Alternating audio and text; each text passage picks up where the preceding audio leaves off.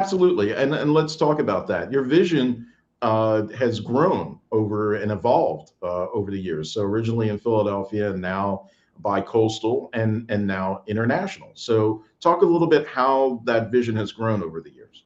Yeah, 100%. It's now we have not just an educational development service, but we have taken on a role of really getting involved in sustainability and environmental justice to answer the needs of the global needs that are occurring under climate change and different environmental struggles that we're seeing, uh, not just here in the United States, but especially in the global South, and working with different nations in the global South, including nations in Africa, Central America, and South America. And that Mhm. kind of led us to Belize Okay. as an opportunity to really work our Excellent. And what we're we going to go do. more into the Belize connection, but Mhm. also tell us about your connection globally. What other types of organizations and partnerships do you have internationally? Yeah, so we've established something internally that we call the Global Service Trust, and we identify individuals in different nations who want to be change makers or who are already change makers and need some additional resources, additional training, or Hmm. just collaborators on things that they would like to see in the space of sustainability and environmental justice.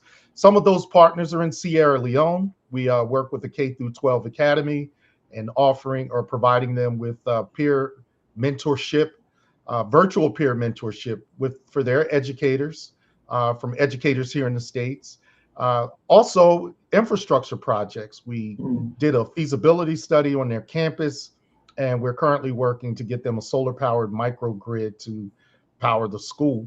In Ghana, we're working with an organization, Qualibreeze, which is an air quality education and infrastructure organization.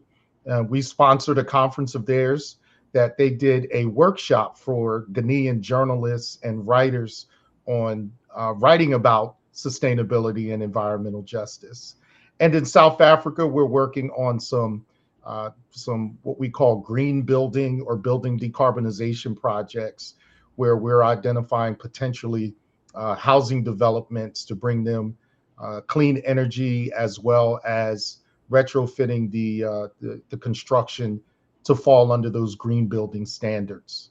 So Excellent. those are three different nations we're working with right now. Excellent, excellent, as well as being bicoastal within the United States. So, Correct. the most important question then is how did you get connected with Belize? How did Belize come up in that conversation?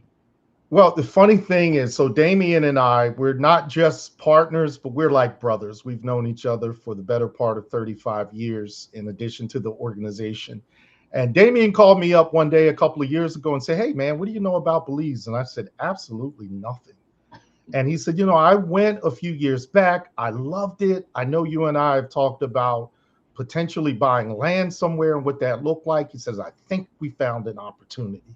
Mm. So, because he is like my brother and I trust him, we did meet with a realtor in Belize on Ambergris Key, which is an island off the coast of the mainland.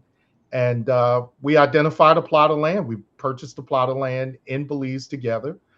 My wife Alita and I went down and checked it out and spent some time. And Howard, when you asked why Belize, man, first thing that caught us was we felt at home and at peace because the people, more than anything, Mm. uh, it's something special about the people in Belize. Not only do they look like me, but Hmm. they sound like me, and their mannerisms and their empathy for people.